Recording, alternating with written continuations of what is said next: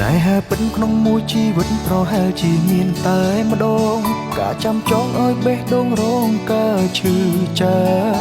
មានអារម្មណ៍កប់ទុកជាច្រើនដែលរូបបងចង់ប្រាប់ចង់ឲ្យមកស្ដាប់ពេញមួយជីវិតបងមនុស្សល្ងង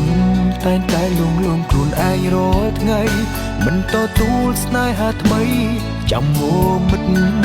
មនុស្សពីរនាក់បែកគ្នាហើយមិនដេចឡើយមិនព្រមអស់ចិត្តស្រមកស្នេហ៍អតីតសួរថាពេលកន្លងអូនរប់នឹកបងម្ដងដែរទេចំណែកបងគឺនឹកមាសមេគ្រប់វេលា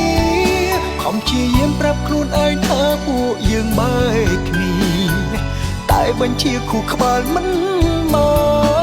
កមនុស្សបែកគ្នាអាចមានវេលាជួបវិញទេបើបេះដូងគឺនៅតែស្នេហ៍ភ្លេចមិនម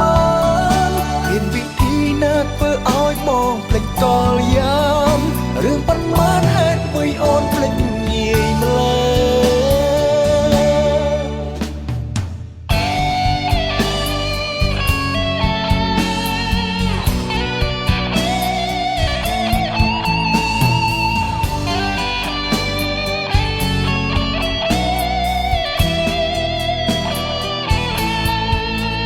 ស្នេហាពិតក្នុងមួយជីវិតប្រហែលជាមានតែម្ដងការចាំចងឲ្យបេះដូងរងការឈឺចាប់មានអារម្មណ៍កប់ទុកជាច្រើនដែលរូបបងចង់ប្រា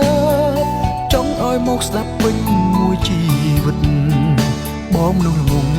តែងតែលួងលោមខ្លួនឯងរាល់ថ្ងៃមិនទទួលស្នេហាថ្មីចាំមកមិត្តមនុស្សពីរនាក់បែកគ្នាហើយមិនដេចឡើយមិនព្រមអស់ចិត្តស្រមកស្នេហ៍អតីតសួរថាពេលកន្លងអូនធ្លាប់នឹកបងម្ដងដែរទេចំណែកបងគឺនឹកមាសមេគ្រប់វេលា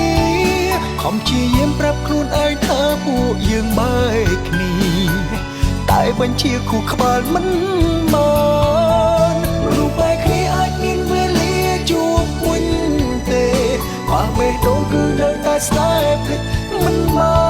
កមានវិធីណាធ្វើឲ្យបងភ្លេចកលយាមរឿងប៉ុន្មានហេតុអ្វីអូនភ្លេចងាយម្ល៉េះពេលកន្លងអូនធ្លាប់នឹកបងម្ដងដែរទេ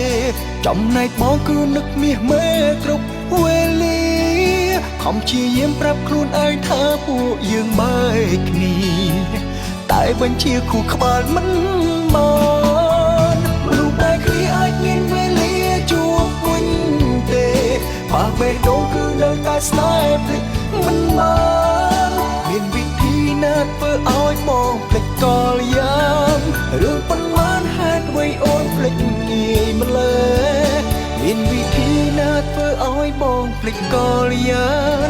រឿងប៉ុន្មានហេតុអ្វីអូនភ្លេចងាយម្ល៉េះ